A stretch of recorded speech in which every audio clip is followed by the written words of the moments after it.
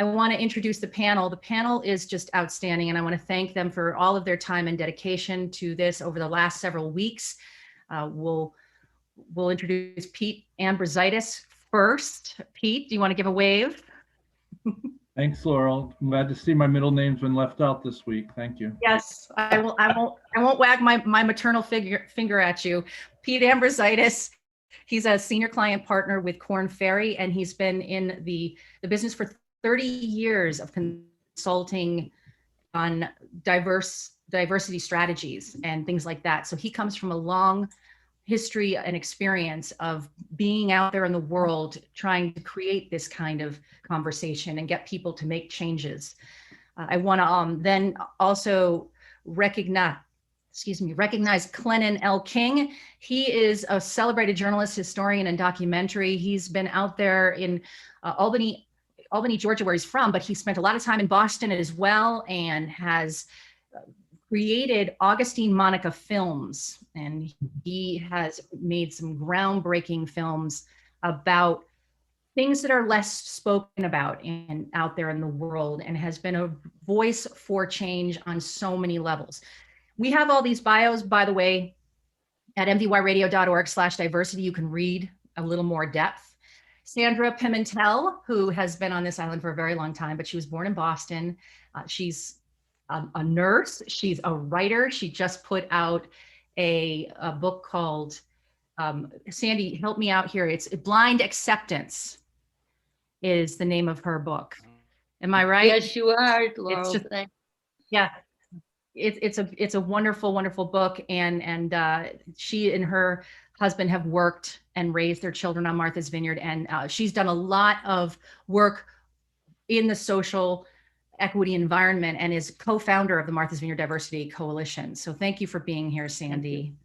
We have young and vibrant Tiffany Adams. She's 25 years old, and she is a powerhouse out there in Quincy, Mass. She's from DC originally, and she's just making her mark with her incredible articulation of the anti-racist movement. She is out there igniting her community in Quincy to get people to, and that's a tough neighborhood to be doing it in, and Tiffany will tell you. So she is out there also teaching anti-racist training for the nonprofit called Calling All Crows. So thank you, Tiffany, for being here. You're remarkable. Michael, oh, say that again. Okay. I'm sorry, I interrupted Thank you so much for having me. Always, you're a gift. And Michael McCullough, who is another one. He's got a book out right now. It's called No Truth Left to Tell.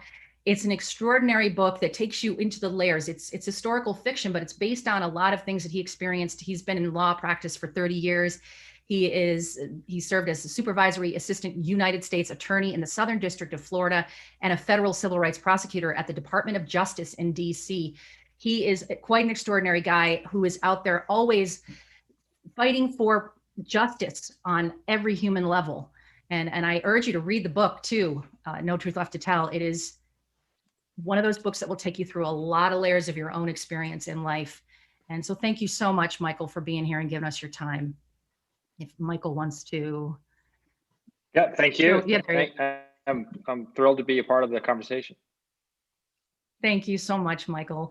And without further ado, my partner here, who has helped really create these from the beginning, it started with talks with Dr. Walter Collier, who has got such a rich history in public health, really, public counseling. He's a retired social scientist, strategic planner. He has a master's in social psychology from Brooklyn College. He earned a doctorate in public policy analysis from New York University. He has worked as a consultant in so many governmental agencies, and he has written a book called Why Racism Persists, An Uncomfortable Truth, which is the foundation of what conversation we're going to have here tonight. He is also one of the founders and trustees of the Martha's Vineyard Diversity Coalition, an organization dedicated to eradicating racism. So all of our voices tonight will, on the other side of this hour, be able to be more well-equipped to go out there and do just that. So Walter, Dr. Collier, I would love for you to introduce our topic tonight of, give us a little background on systemic racism and what exactly that is. Okay. thank you again for involving me in this journey, which I hope will lead to fruitful ground. But systemic racism is one of those terms that is kind of bandied around a lot, and I'm not so sure that a lot of people even understand what it means. So I will take a stab at providing at least a broad framework in which we can continue our discussion this evening. Systemic racism is synonymous really with institutional racism and structural racism. They don't really differ in terms of the elements of the definition, but it is an interrelated system of areas that are designed or have evolved to have an individual or collective impact in denying Black people access to opportunities in employment, education, housing, finance, you name it. And there is some kind of law or legislation or practice that is activated to keep Blacks from advancing in those particular areas. It's embedded in our society so much that it may be invisible, let's say, to whites, but certainly its impact and its effects are very much obvious to the targets of the system. The areas, the sectors that are interrelated are education, employment, finance, voting, healthcare, marriage, family, and on and on and on. It encompasses almost every aspect of an individual's life. Its roots stem back to the days of plantation slavery, where the slave owner, the plantation owner, his aim or her aim was to control the slave completely, his or her entire life. And as a result of that aim, the slave had no freedom to do anything without permission or without some kind of access granted by the slave owner. That system has been carried through the generations, and it still exists.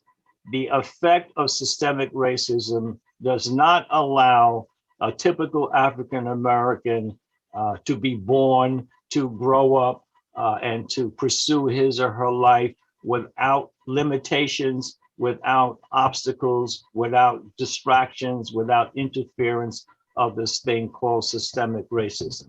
What is it? It is a collection of policies and practices that are aimed at controlling the people who are at the bottom of this caste system. And those people at the bottom happen to be people of color. Why is it? Well, in order for the powers to be to maintain their goals, which essentially has to do with money and financial wealth, there has to be doesn't have to be, but they have decided that a system is needed to keep certain people in place, to keep a certain order of things, a social order as to who advances and who does not advance. It's really very, very virulent. It can destroy lives, it has destroyed lives, and it has destroyed families. To give you a simple example, a large number of African Americans are in the lower classes, the poor classes, and so they live in poor neighborhoods. Poor neighborhoods typically have poor schools, schools that are under-resourced, so they don't have the same kind of books and same kind of technologies and other kinds of things that help to teach, that help a student to learn. As a result, the students don't do well. They don't do as well as they could.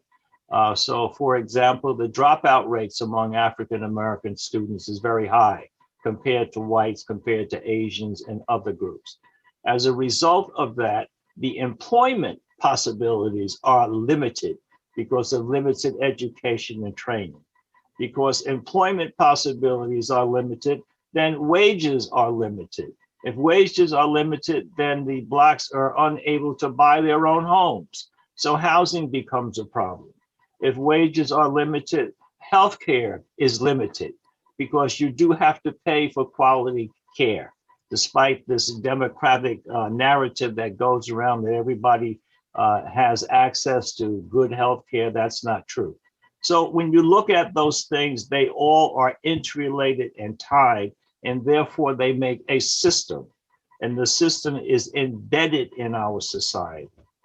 And it just stops an individual from achieving what he or she can. Does it totally work? Does it totally stop African Americans from achieving? No, it does not.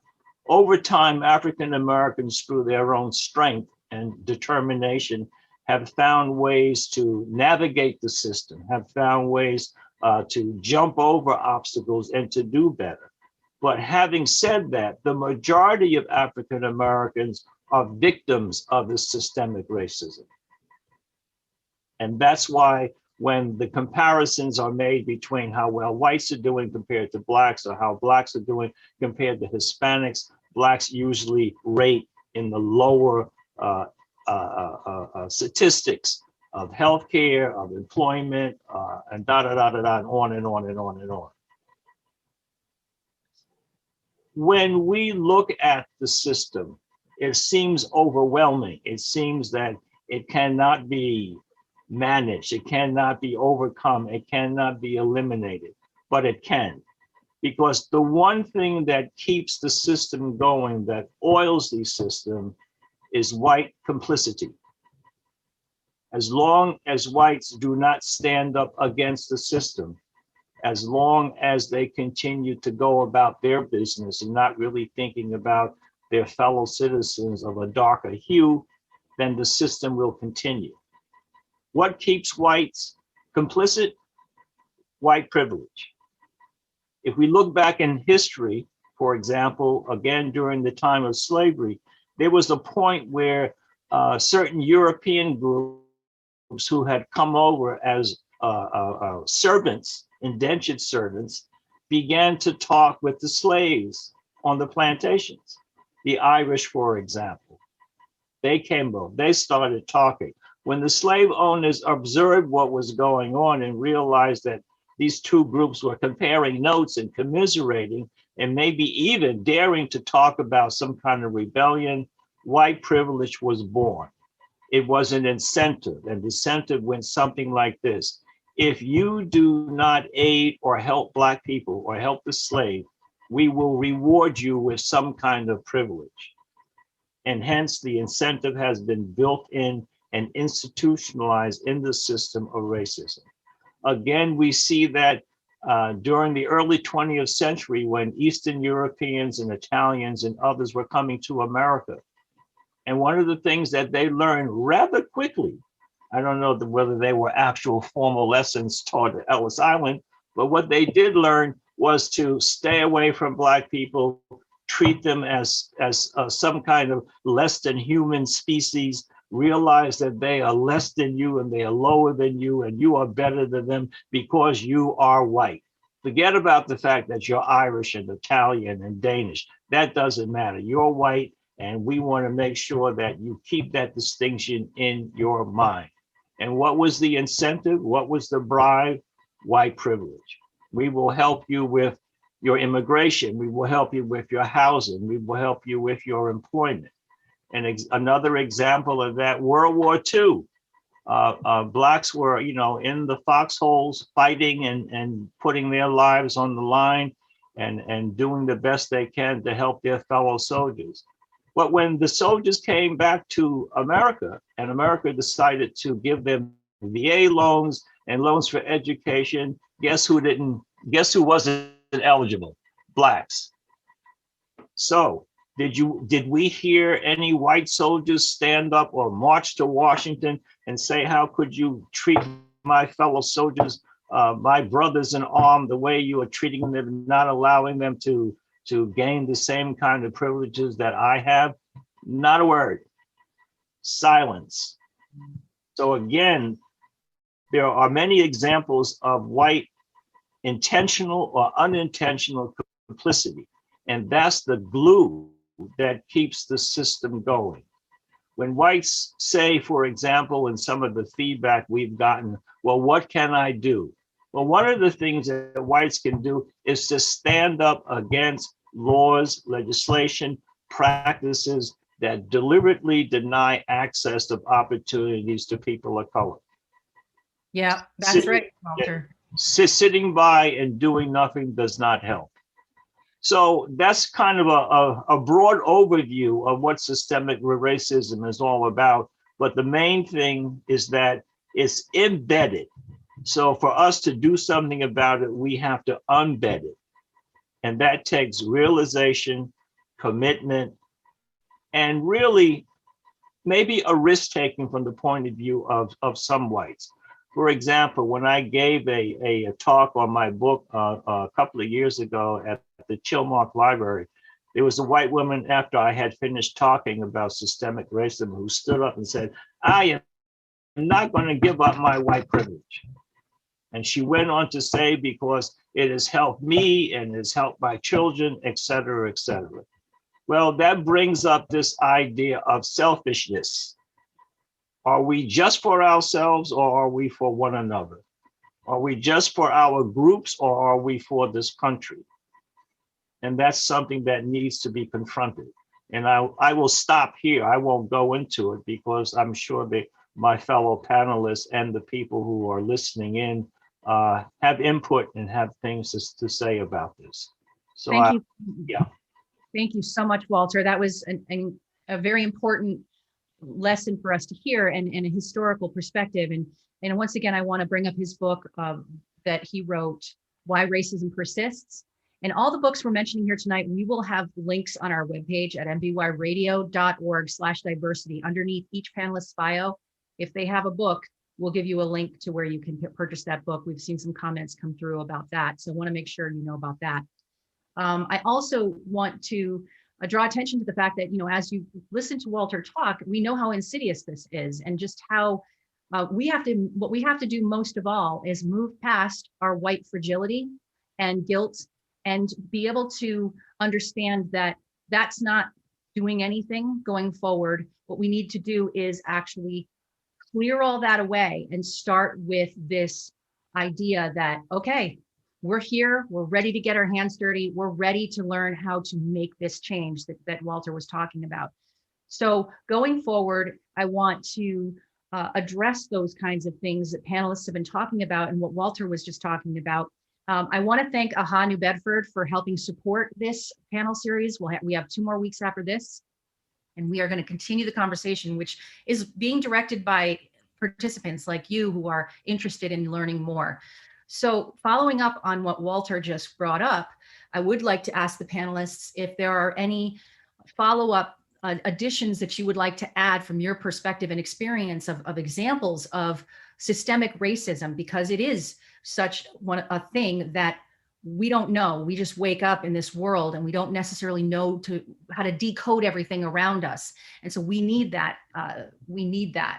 education and awareness to be brought before us. So I ask anybody to just give a thumbs up or a wave if you'd like to. Can I Lennon? say? Yeah. And this is with all due respect to Dr. Collier, is this whole notion, I was listening to him and I recognize he's a Black man like myself, but there is something very pejorative about a term he kept using over and over again that we in American society use over and over again, which is a code word for Black people. And that is the word slave. The slaves and the slaves and the slave owners. The reality is it's a code word for Black people. And yet at the same time, it's not who we are. It's what was done to us. And so oftentimes, especially in this here and now, we prefer to be called enslaved. It's what was done to us, not who we are. And so in many respects, people take vigorous exception to being referred to as slaves or their forebears being referred to as slaves. They were enslaved. We are enslaved Africans rather than slaves. Or our people were enslaved rather than being slaves. That's not who we are. That's what was done to us. And so I just want to make that nomenclature, that distinction in terms of nomenclature, that it tends to be very offensive to people. Oftentimes Black people, because of the fact that's not who we are. It's what was done to us. So I'll just leave that with you, Laurel.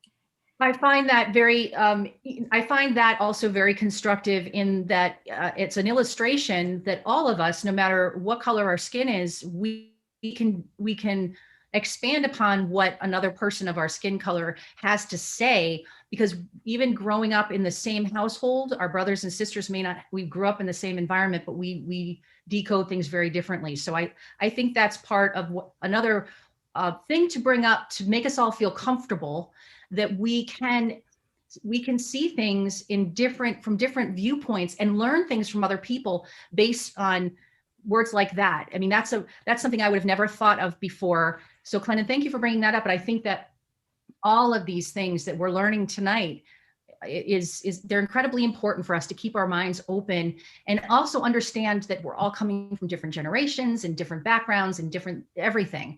So that when we are moving forward in these conversations, that everything that is being added to illuminate and move us forward. So I think that just played out very, very nicely. I thank you for both of you for that, because I think it's important to recognize what has been understood and what is now changing out there in the world. So thank you so much for that. That was really both of you, Walter and Clennon, for starting that foundation for the night. That was wonderful. I am so grateful to these panelists, because what we're going to talk about tonight is expanding on that, because this is an uncomfortable conversation, as we keep saying.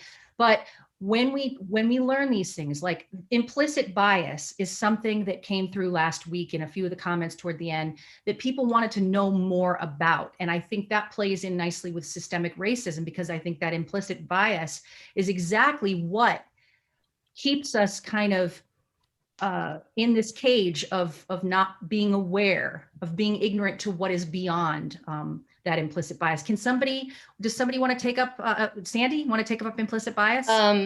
Yeah, I thank you, Glennon, for that, and Walter. I think it just shows that we're learning every day.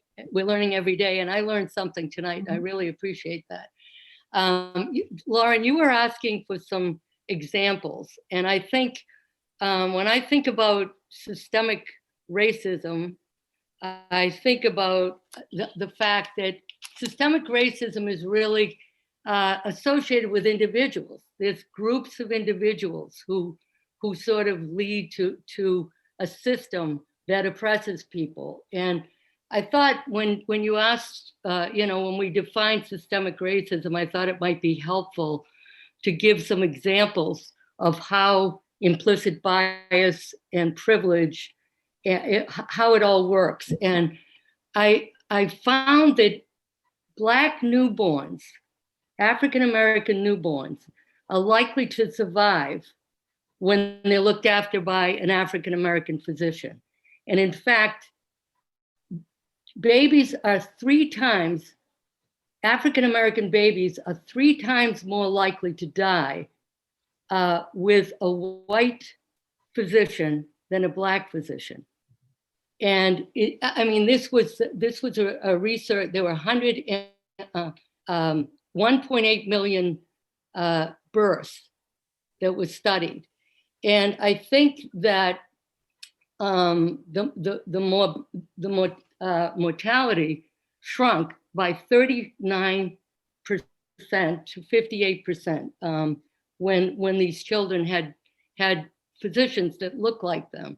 Now, I'm not saying that all of the white physicians were racist, but there's something going on here that is systemic, that is leading to these deaths of these children.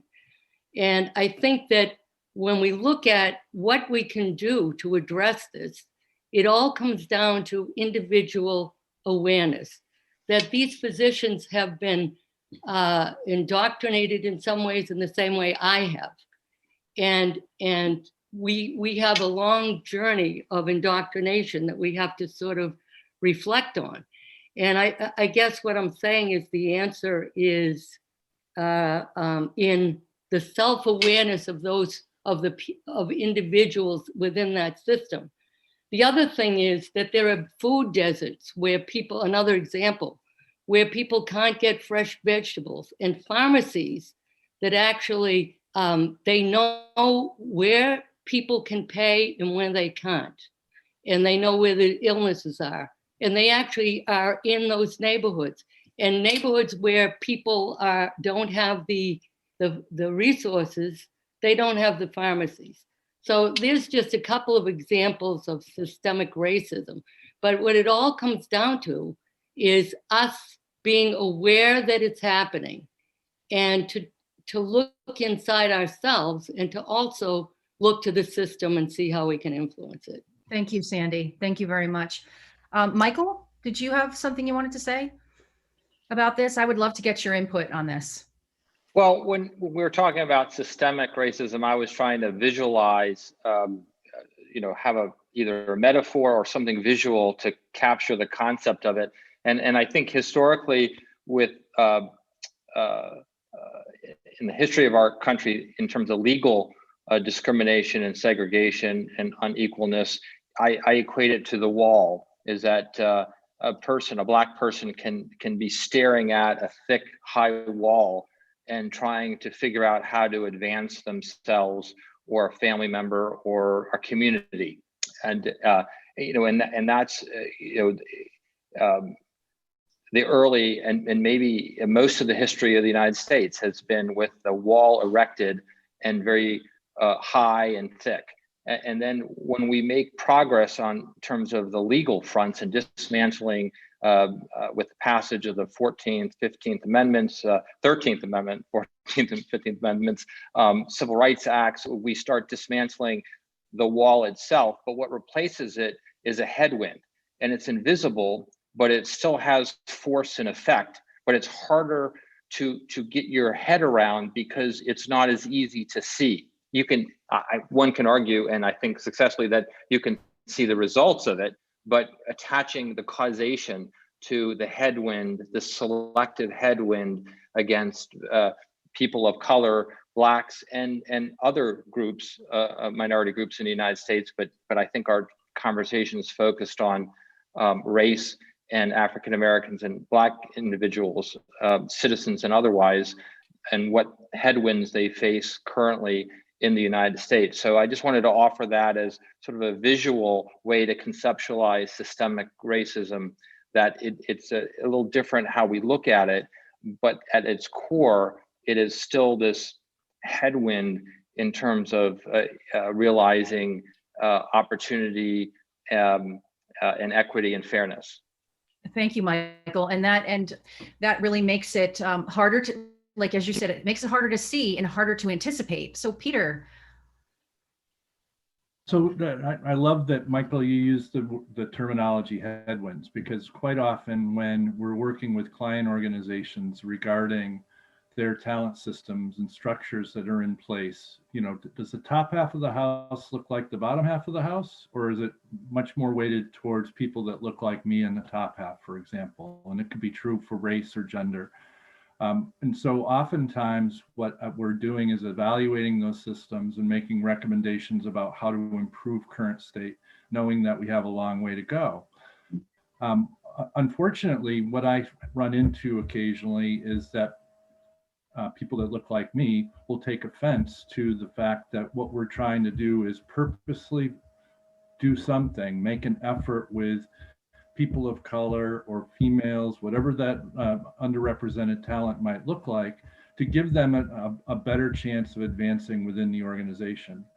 And oftentimes someone will say, so then you're telling me that I need to lower my standards for a certain position or a certain role. And that is not what we're saying. What we're saying is that we need to be able to look at opportunities as they arise. And what is the reason why we don't have a slate of candidates that's more diverse, for example, for promotion? Is there a systemic reason? And if there is, what can we do to counteract that headwind and create some tailwinds, to use your analogy, Michael? So it's work that's fascinating and ongoing. Unfortunately, we've been doing it as a society for a long time, and we're not making enough advancement. So again, this is one of those situations that we can talk about the macro, but we really need to start acting local, right? You need to look at your organization, your teams, your clubs, and asking the question, Why do we look the way we look? And is that intentional or unintentional? Thank you, Peter. That's a big question all of us are having to take a look around at now, right now. Tiffany, I wanted to ask you, because you're this new generation out there who's, starting some really amazing little controlled burns out there that we all need to just get rid of all this debris that isn't working for us anymore and bring forth some new growth. And in your town right now, what have you witnessed and what have you been part of when you get out there and you see the systemic racism, you see implicit bias, how you respond to that? And how can we respond to that? This is hard because I know in Quincy right now, things are just really difficult. Whereas there has been no real movement when it comes to dismantling structural inequalities, systemic racism, sorry. But there hasn't been that movement like there should be that movement. And I often talk to my friends because I'm a huge believer that if you really want to change systemic racism, you need to go talk to the people at the bottom of the pyramid. And I think that sometimes what is not happening enough is we're not going to go talk to Black people. We're not talking. We're making these decisions and we're not even going to the people that are the ones who are being oppressed by the system, the ones who are being affected by the system the most. And I see that in Quincy all the time. And I see that in the government around the world, around all of this nation. And I'm always like, have you guys even been mentored by a Black person? Have you been to a Black community? Do you actually know the struggles of Black people?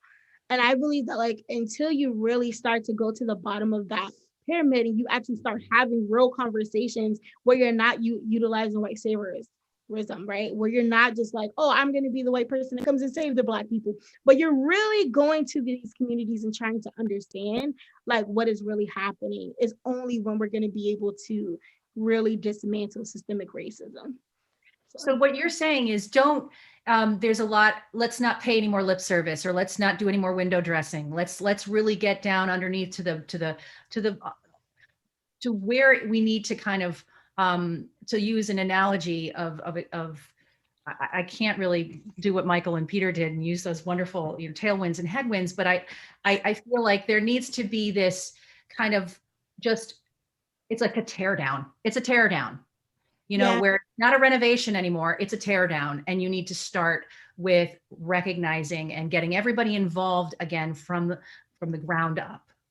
And everybody needs to put in this work. It's not just white people who need to put in this work. It's Black people who need to put in this work. We all need to be putting in this work to dismantle even the defensiveness in our own selves. Because the reality is, and I think I said this last time, Black people can allow white supremacy to run rampant because that's what we've been taught for so long. So we have to dismantle that within ourselves. And white people, you guys just have to get comfortable being uncomfortable. There's no real way to say that any better. What can you do when someone has a wall? Be comfortable being uncomfortable and talking with that person. It's not me as a Black person's job to go and try to dismantle that wall. I'll do it because it's my life that's at stake. But I actually need my white accomplices and my white allies to go and try to dismantle that wall. Because until that happens, we're going to continue to deal with the same thing over and over again. And it's not okay to ask Black people to do that. We go through enough. We're trying to keep our joy. And it's not okay that we have to be the ones to go to white people who have millions of walls up and still do not understand why we're upset when we're dying at extreme rates. It's not okay. We can't even get good health insurance. It's not okay. And so I believe that if you really want to know what you can do as a white person, go talk to other white people, accomplices. Where are you? Show up, step up. That's what you can do. Tiffany, thank you for that.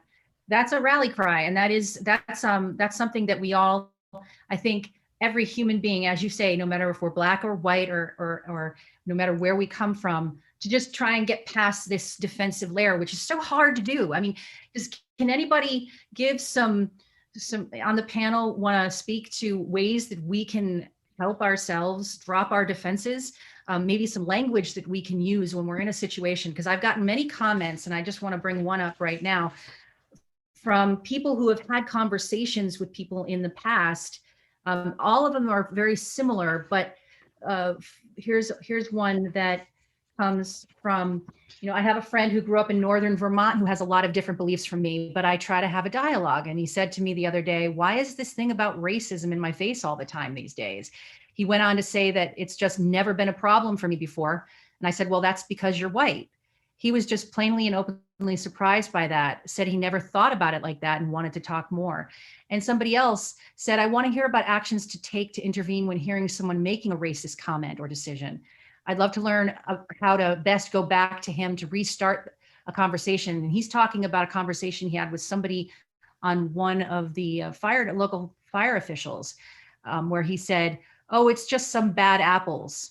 And he was stunned by that remark because of the fact that he sees people kind of being blasé about it and brushing past it. And he wants to know, how can you start a conversation in a we-they polarization that seems like a dead end when speaking with anyone who denies that this is something that we need to pay attention to.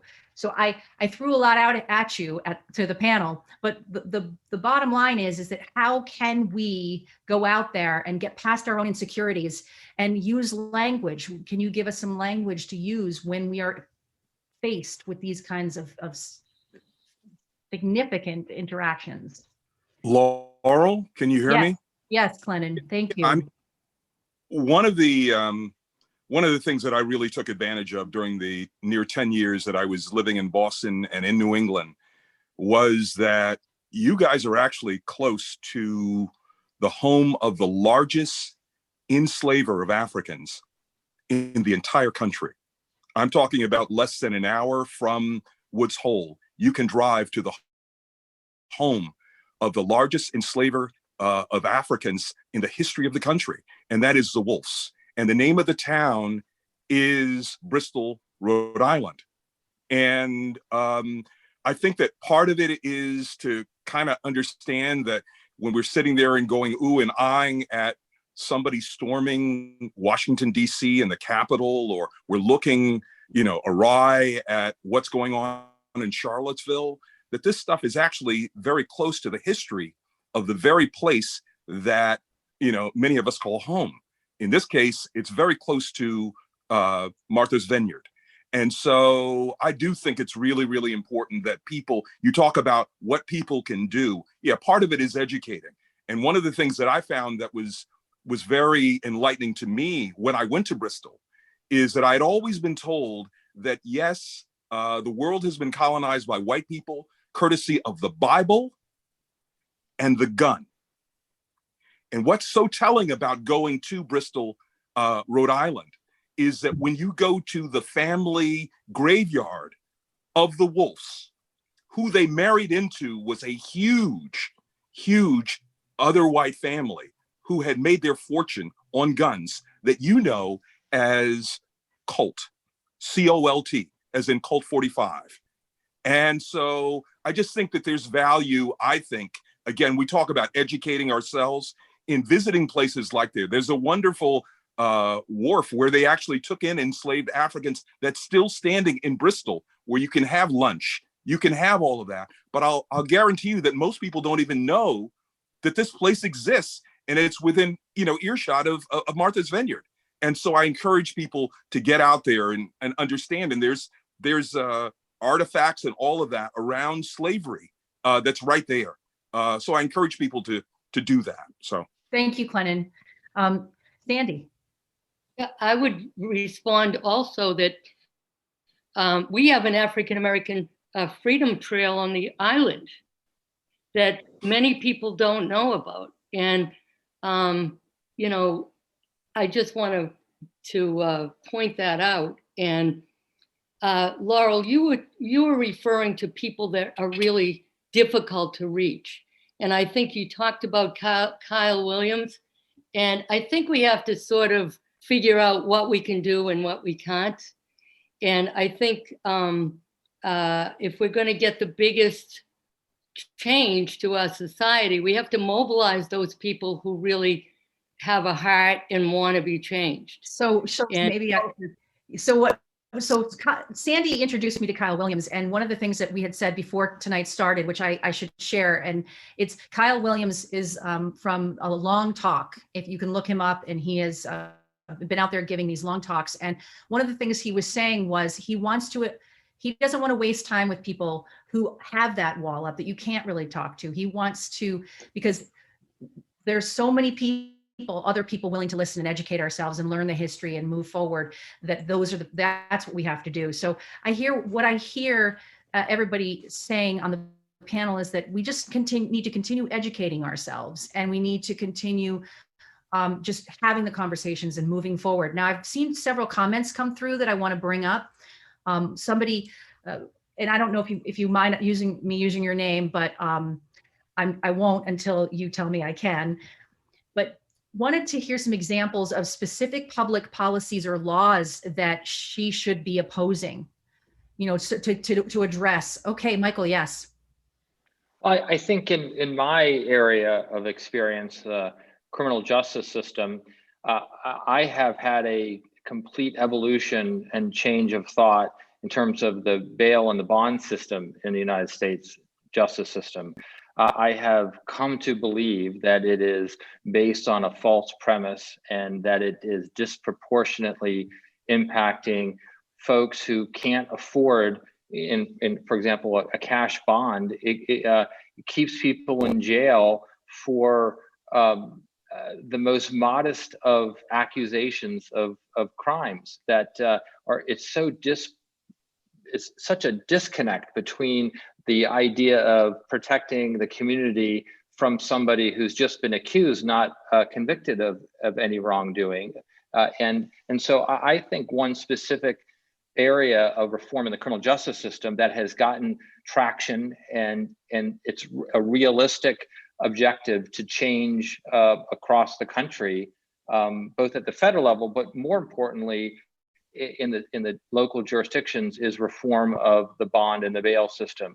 I think that's a very particular and significant issue that public support for change would result in progress. Thank you, Michael. Anybody else have any advice when it comes to the laws or things that we can do on that level? Yeah, Walter? there are. I guess if we all really had more time, we could think of a lot, because there are a lot of things that people could stand up for or stand up against. One of the things that local people could stand up against is this voter suppression movement that is going around this country from state to state. And it would appear that other than Blacks, other than Black organization, no one really stands up against these proposed laws. No one goes to the sessions where the laws are being voted on to make their opposition known. And white people can do that.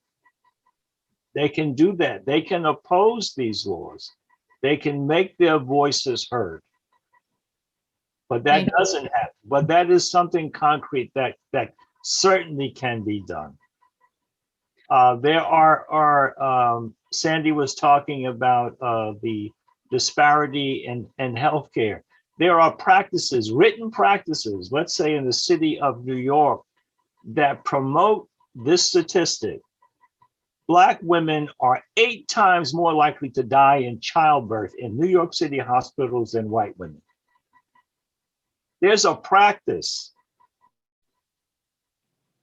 There are policies. Some of them are written, some of them are not, but nobody stands up against these.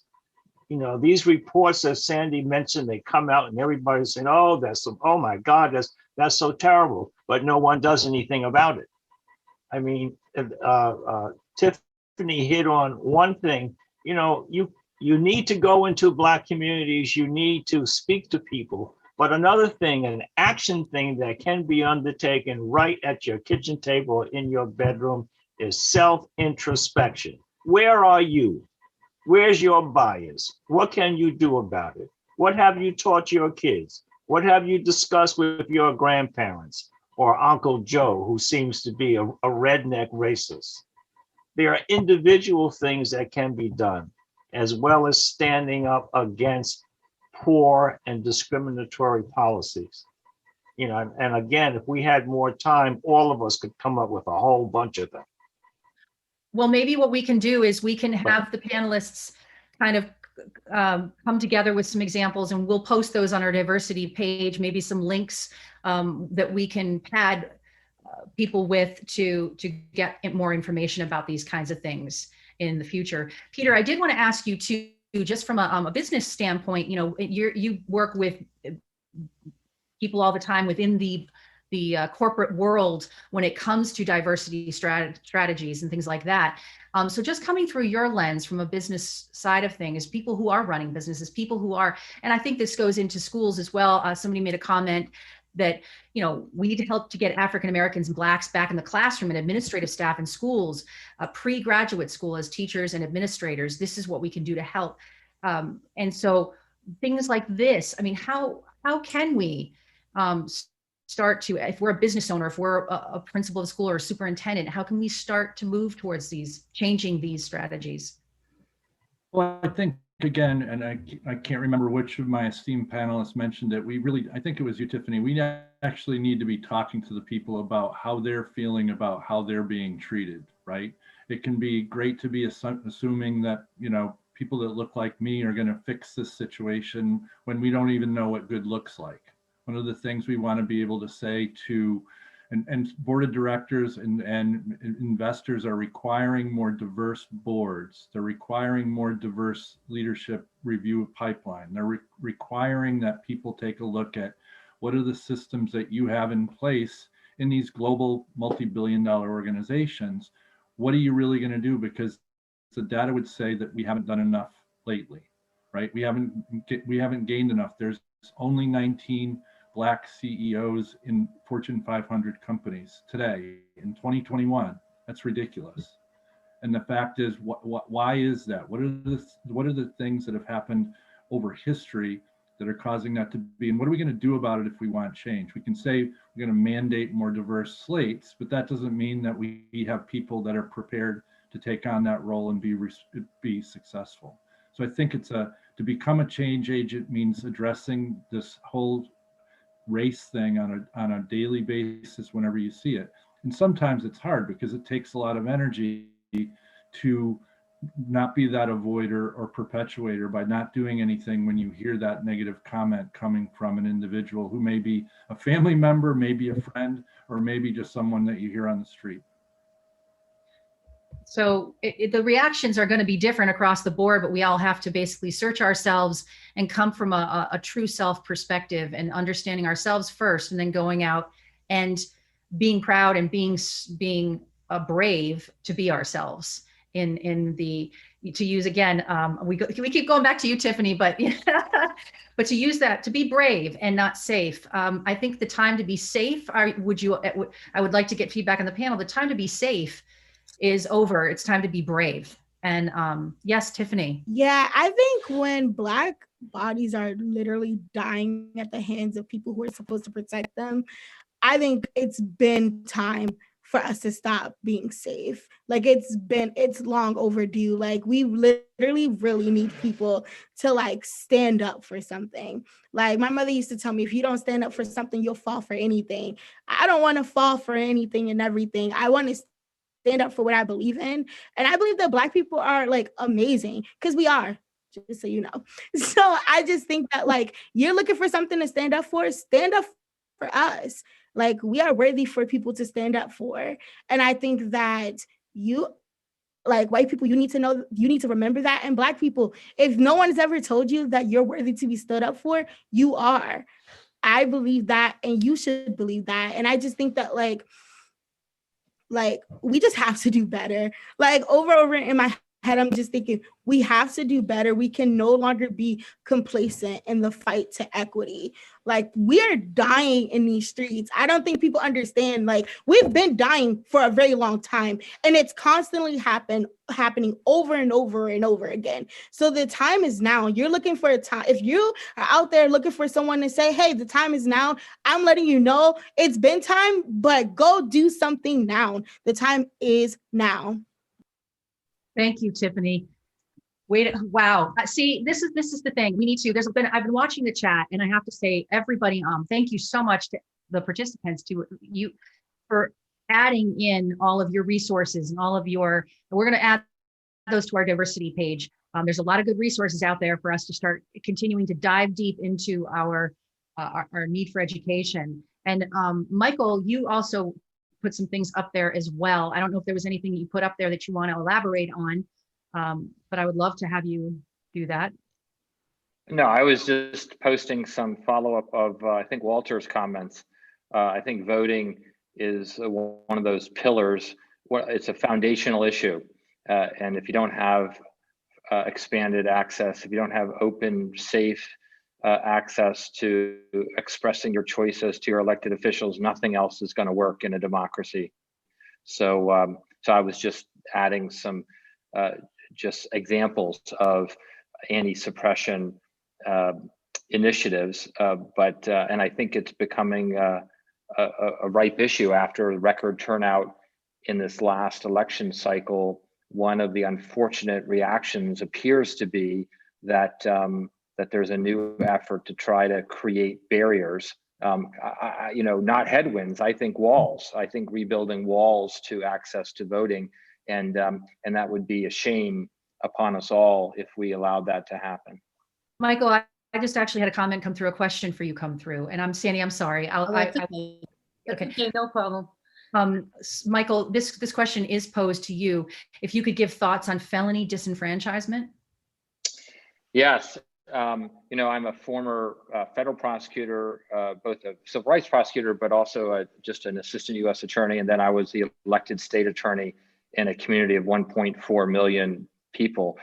So I have had views, and those views have changed over time. Interestingly, I originally, years ago, 30 some years ago, when I started off as a young lawyer, had a notion that, gee, if it's part of the punishment for a crime, then that's one of the unfortunate consequences of doing the deed. You know, oversimplifying my thinking about it. But I have now come to see how unfair and unproductive and upside down that thought can be. We want people who have served, you know, setting aside issues of other kinds of inequities, and, you know, just assuming that someone is being punished for criminal activity. When they serve their sentences and come back into the community, re-entry is one of the, it's in their interest, the person returning to the community, and it's in our interest as a community to help those people, and not just re-enter, but to succeed. And one of those issues is to get them to have folks be invested in the body politic. So I think here in Florida, where I am now, they passed a constitutional amendment to change Florida, which is one of the minority states that had permanent disenfranchisement of convicted felons, unless you went to the clemency board to change the system. But that's also been another struggle beyond the scope of the question. But my view has changed, and I am a big proponent of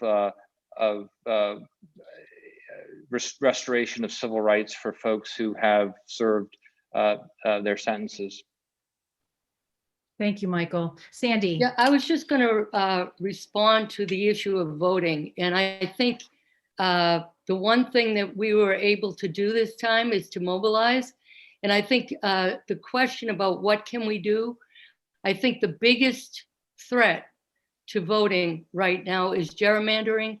I think that there are efforts across the country that are going on. Eric Holder, I think, had a program, And if people are successful in gerrymandering, it really will unravel everything that's been done, and it will.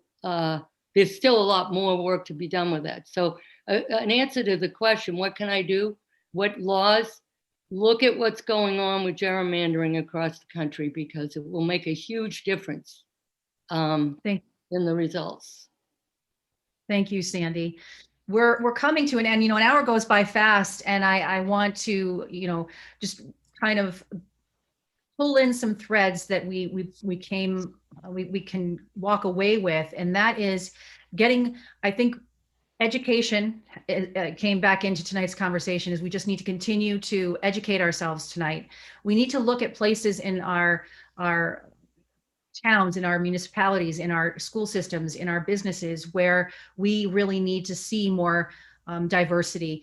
I want to just thank Ambrose. I'm naming you, but there's been comments coming through in the chat that have really been driving home this need for seeing more faces in our educational institutions, because we talked last week about our history books telling one story, and we need to expand our collective history and just learn a little bit more about each other and our cultures and what has happened, and move forward without this insecurity or self-doubt or fragility, to move forward with each other, knowing that, yes, this happened and it's uncomfortable and it's horrible, but we need to move forward together to really start to build a house we all want to live in, and to treat a person next to us with the respect and the dignity that every human being has a right to. So we are going to be posting a lot of the links from our panelists and from other members of the participants in tonight's conversation on our diversity page. There's so many links coming through. It seems like we can really start to reimagine the system if we all just do our part with going and looking at all of these policies that we can take, and contacting all of our local authorities, and then moving out from there. I do want to, before we close off, ask any of the panelists if there was any lingering thoughts that you wanted to share before we signed off, quick comments or anything like that. Glennon? I have one. I feel like in some respects, just in terms of reflecting on tonight's discussion, there is something that Toni Morrison called the white gaze. And largely it's about, basically, it's very much, so much of the feedback to me sounds as though it's directed at white people. And that's all fine and well. But as Tiffany talked about, the people on the receiving end oftentimes are Blacks, and especially Black males. And so I reflect upon my own childhood, and I reflect as my father was about to send me away to New England boarding schools. And he says, look, it doesn't matter whether you end up at Harvard or Yale or at Oxford, you've got to carry a mirror. And this is in large part my message to Black males more than anything, because I hope they're listening as well. And I hope the parents of them are listening as well. You've got to carry in your back pocket an imaginary mirror to always remind you who you are. Always remind you, because the moment you forget is the moment you're really in trouble. And so while we talk about a very pluralistic sort of America, Black boys can't afford to even navigate this world thinking that somehow it's all that, because it isn't. It's like a blind person trying to cross an interstate and saying, I'm not blind. It's just dangerous business. It's a dangerous proposition. And so what I would encourage Black parents, and especially Black males, to do is always remind themselves that they are Black males in an otherwise white system. So that's what I'll leave you with. Thank you, Glennon. Those are amazing words to close the night out on. And may all of us go away from tonight with that sense of self and that self-acknowledgement, so we can empower the person next to us to pull out who they really are and not forget who they are. We all have different experiences, and we all have to help each other through. So thank you for tuning in. Don't go anywhere yet, because we have a very special video we're going to show in just a second.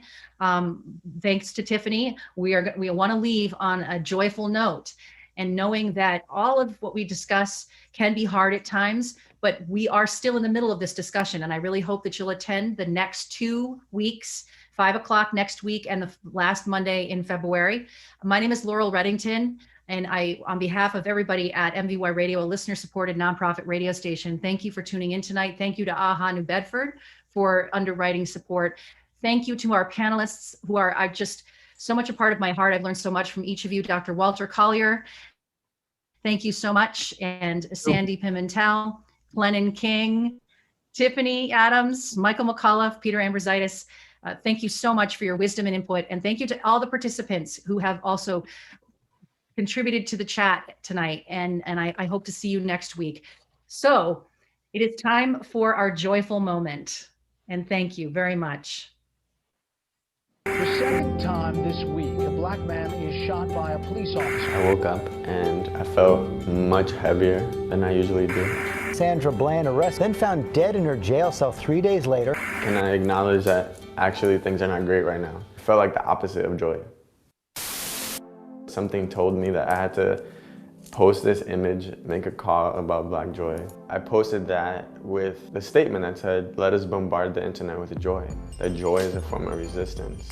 Black joy to me means being able to say I love and see my people every time we are in one another's presence.